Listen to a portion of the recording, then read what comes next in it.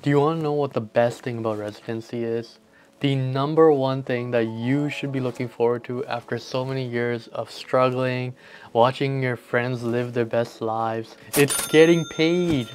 Tomorrow is my payday and I'm excited. So I thought, why not make a video about how much I get paid? And it's a great feeling. As you know, I've started residency in July and I still haven't gotten over it. Now, that doesn't, I'm still getting paid peanuts. I'm paying rent, I'm paying car insurance, I'm paying for my gas, I'm paying for debts, paying off my credit card, but I'm getting paid. And sometimes if you do a call shift, you'll get paid a little bit more. Your vacations are paid. Your overtime might not be, but you're getting paid. And it makes a huge difference in everything. And your entire life changes once you have a regular paycheck coming through. So let me, in this video, break down how much I'm getting paid, my vacation days, just so I thought it would be interesting. And you'll get to see what first-year resident makes in, I'm here in Newfoundland. The pay is different for each province that you're in. If you're in Alberta, you'll get paid different. If you're in Ontario, you get paid different. There's even different fees associated with different provinces depending on where you are. So let's get into my computer and I'll show you guys how much I get paid. So we're here in my laptop now and just wanted to show you, so I'm on the CARMS website and my CARMS website indicates that I'm making about $69,175. I use the Wealthsimple income thingy to figure out how much I'm making after tax. So I'm making about $50,358 after tax. Not bad on paper. Sounds really good, of course. More than I've ever been paid in my life. Per month, it says $4,197 after I pay my dues to all the associations and everybody gets a part of their cut. I basically have about $37.90 per month, which is about $18.95 bi-weekly. So definitely something you can live off of. It's not horrible, and as in, first salary, it's something. There's a lot of catches, which we'll get a lot of nuance to this. So first one is that this salary, $69,175, it doesn't matter if you're a family medicine resident, it doesn't matter if you're a first-year resident for orthopedic surgery, general surgery resident, internal medicine. You get the point. Everyone's making the same money in their first year, $69,175. Everyone's going to be making the same money in their second year. And I'm done after my second year, but if I was to go in my third year, there's a salary boost there.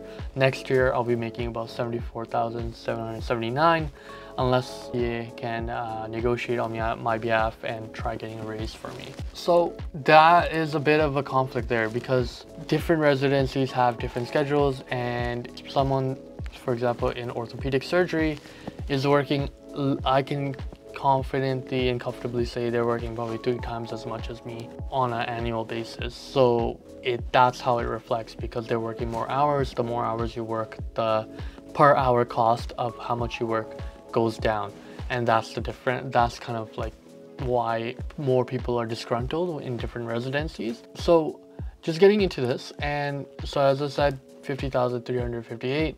Now, this also depends on what province you're in. So that's only for Newfoundland. If I were to go into Quebec, they make the lowest in the country. Their first year salary is $49,258, which is abysmal. I don't know what they're doing. This is why nobody wants to go to Quebec. In Alberta, my wife is in Alberta. She made $58,934 in her first year. This year, and she's on PGY2 now, she's making $65,232. So definitely I'm getting paid one of the highest salaries as a PGY1 in the country. I'm not sure who's the highest. I think it's probably PEI. If I was $69,867, okay. I think that might be the highest. Let's see. Ontario, not bad, 67,000. 62,000 in Manitoba, 61,000 in Sask, 65,000 in BC. So definitely, yeah, Nova Scotia guys, New Brunswick people are making, I'm probably the second highest in the country. And to be honest, I live in Calgary, I live in St. John's, I really don't think the cost of living is that different from Alberta. Alberta might actually be more expensive because Alberta has seen so many rent increases, and their rental market has been booming the last couple of years. So it might actually be more expensive to be in Alberta and you know, have that kind of salary. In St. John's, really, like, even the growth, like the only difference in between Alberta and St. John's that's the real difference is the sales tax. So in Alberta you're paying 5%, and in St. John's and Newfoundland you're paying up 15% on every purchase, everything you do. So that's a 10% difference on, I guess it adds up and you have that kind of a difference, but still like a 9-10K difference is significant, I'd say. So there's that. Then it also depends on the fees. So let's say you're in Ontario, right? PGY1, you're making $67,000, which is comparable to Newfoundland, right? I'm making 69,000, they're making 67,000, 2K difference. But there's a bit of a difference here too. So CMPA, these guys, they like taking their cut.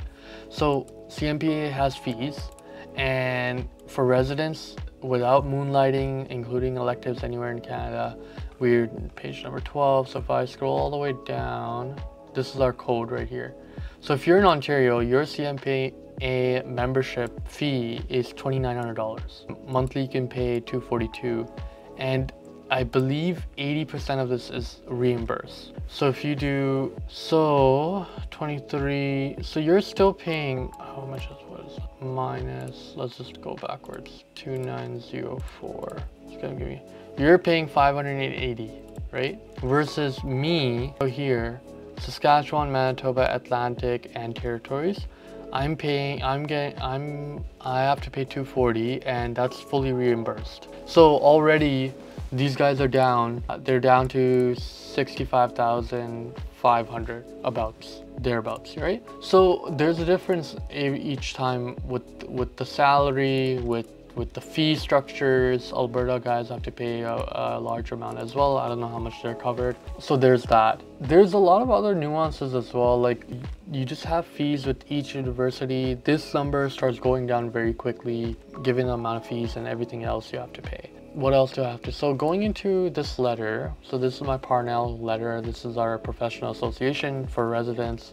Outlines kind of everything I get. 69,000 is the base salary. I get a meal allowance for 105. Call shifts in hospital, 95. But I think we've been getting paid 130. I don't know if this is, anyways. Calls at home are $57 according to this. CMPA, that fee, that $240 fee is fully reimbursed. There's travel allowance as well for when you're coming into the province, which is great. And leave. So I get 20 weekdays of annual leave, and I get 7-day conference. 20 weekdays is about a month. And the great thing is that you also get the weekends off. So if you book 5 days on, you get the weekend before and after off, which is great. So you get about a month. 7 days conference leave, another week added. Paternity leave, maternity leave, we're not there yet. So, you know, what kind of sucks is that you get 1 day sick leave per month, which is like, I mean, I guess I've accrued 3 days of sick leave. It's kind of sus. Like, I guess you just can't be sick. And then we get a free gym membership, which is great. I don't really use the library resources. Parking, it's only $5.75 annually, which is great. So that's a huge, you know, parking might be $300-400 in some other places, right? So that's awesome for me, and kind of great news everywhere. But what I also wanted to talk about, this is my little script, I just don't care, it's late. Oh yeah, I wanted to talk to you about the hours. So if I were to open up, I kind of wrote down what hours we've been working in each specialty. Basically, in family medicine, I've been working more or less about 40 to 50 hours, but it's very variable with each specialty opening. So I would say, I kind of wrote these out like very, very roughly. I would say I'm working like if you count every day 9 to 5, it's 40 hours, and then you do call shifts, which are extra hours. So, you know, you could add about, you know, call shifts are weird in family medicine. You're 3 hours on call for like, you know, once a week or once every a week and a half. It's home call, so I don't know, let's just say 45, right? But where it makes a difference is when you're working something like surgery. Surgery, you're literally working 12 hours a day. I was going in at 5 and I was getting to work at 6 a.m. and I was leaving at 5. Or I would get in at 7 a.m. and then I was leaving at 5. And then there's all this extra time where, sometimes you're running late, you're not gonna get in or out at the same times every day. The schedule is very variable. And for example, you're having call every weekend. Same with internal medicine. You're there from 8 to 5 and then you're getting call, which is internal medicine call is 24 hours. Orthopedic surgery call is 24 hours. So I would say you're putting above 60 hours per week. So when you're working about 60 hours per week, your per hour rate goes down very quickly. So I wrote it out here in my script. It was 40 to 50 hours in family medicine, and then in surgery you're averaging a good 60 hours. This picture here is kind of like my start time. 7 a.m. on Monday, 6:30 a.m. 6 this is wrong 6 a.m. Tuesday, 7 on Wednesday, 6 on Thursday, and you're going home at 5. Or if you're on call on Friday and Saturday, you're doing a 24-hour call. So when you narrow that down, it makes an effect on how much you're getting paid. You're getting paid less and less. And people in orthopedics, I would generally really assume that they could work around 90 to 100 hours is exaggerating, but a good, I would say, like 70 to 80 hours here, and that drives down the pay to like 19 or $20. And it's very hard to stomach that after you have you've done so many years of schooling. You're putting in a lot more work, you're pulling a lot more weight, you're doing a lot of things that other people can't do. You're discharging people, you're admitting people, you're handling the floor stuff, and all of a sudden you're close to somewhere around a minimum wage. Like I remember when I worked as a security guard doing night shifts with Garda World, I would get paid $19 for my night shifts. So I just kind of think it doesn't make sense to be having a doctor being paid that much with such you have a bachelor's degree. You're doing the work you're doing it doesn't correlate with how much you're getting paid. The work you're doing is actually very advanced level stuff, and you are signing off on things that only you can sign off on, and I think that has value. So anyways, it's typical complaints that residencies have. Obviously people are coming in Canada, I guess they don't have that much debt, Canadian med schools. But from someone like me, I'm coming in with $250,000 of my own debt. A lot of things my parents have paid for, which I'm very grateful for. And we just can't get started. With this kind of a salary, it's very hard to manage your expenses and then save. But obviously once training is done, you get paid variably. So there's that. And as family medicine, our residency is only 2 years, so you can take the low pay, and it really sucks for people that are in internal medicine or in surgical specialties where they're putting in 5 years and they're getting paid, at the top level, they'll be getting paid 100K, 90K, not even 84K as a PGY4, 90K. Like, for the amount of work they're doing and the kind of work they're doing, I get it. The pay is always going to be an issue. No one's going to be satisfied with their pay ever, and that's just something that is a constant thing.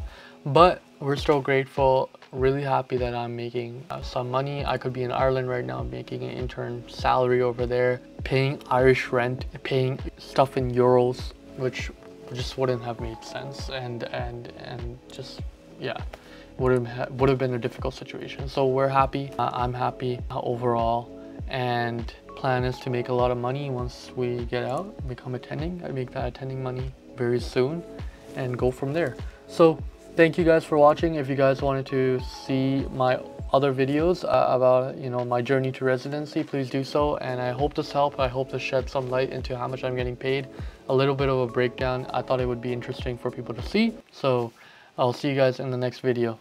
Peace.